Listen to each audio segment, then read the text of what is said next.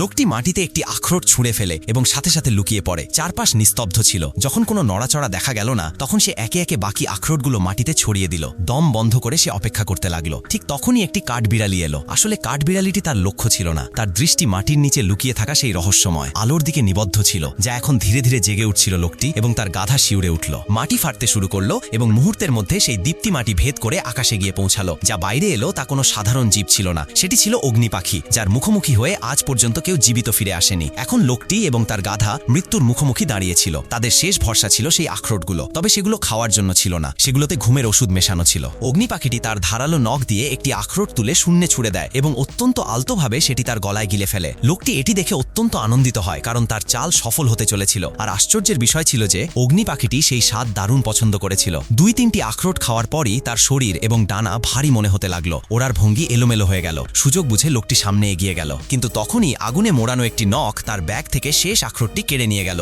লোকটি প্রাণ বাঁচাতে দৌড় দিল। অগ্নি পাখিটি ডানা মেলল এবং পুরো জঙ্গল আগুনের শিখায় গ্রাস হয়ে গেল। সেই জ্বলন্ত রাতে আগুনের একটি ছোট শিখা পানির ওপর ঝিলমিল করে উঠল এবং দেখতে দেখতে অগ্নি পাখিটি অচেতন হয়ে পানিতে পড়ে গেল।